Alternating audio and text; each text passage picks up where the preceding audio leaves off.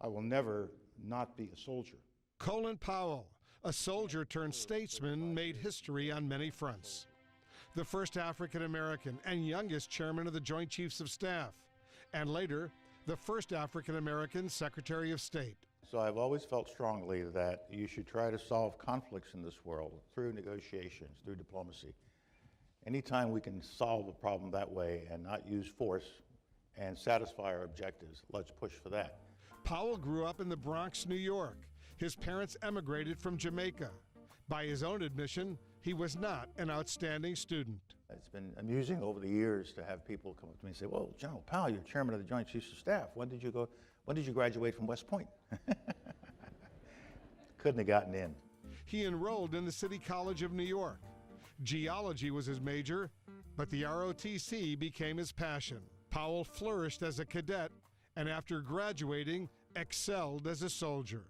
He served 2 tours in Vietnam before earning a prestigious fellowship working for the Office of Management and Budget during the Nixon era in 1972.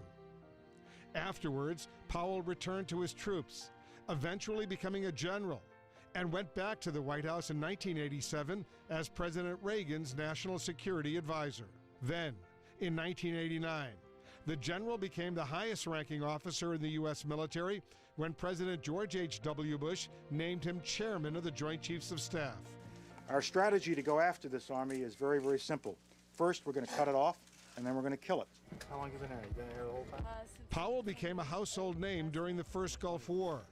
His policy of overwhelming force against Iraq became known as the Powell Doctrine.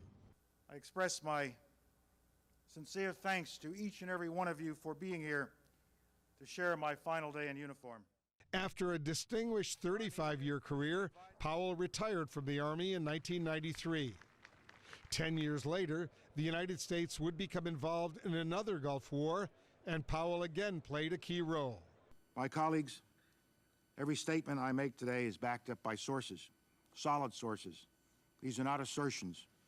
What we're giving you are facts and conclusions based on solid intelligence. Then Secretary of State Powell made a case in front of the UN Security Council, arguing that Iraq posed a grave threat to the world because, he said, they had weapons of mass destruction. The following month, the U.S. invasion began. The war lasted more than 8 years. No weapons of mass destruction ever turned up. I regret it now because the information was wrong. After 4 years as President George W. Bush's Secretary of State, Powell returned to private life. He spent his civilian years empowering youth through his projects, America's Promise Alliance and the Colin Powell School for Civic and Global Leadership. We're going to go and educate the kids who are most in need. And when I heard their stories, I said, this is where I belong. I'm home again. General Colin Powell, a leader and a patriot, who devoted a lifetime to service.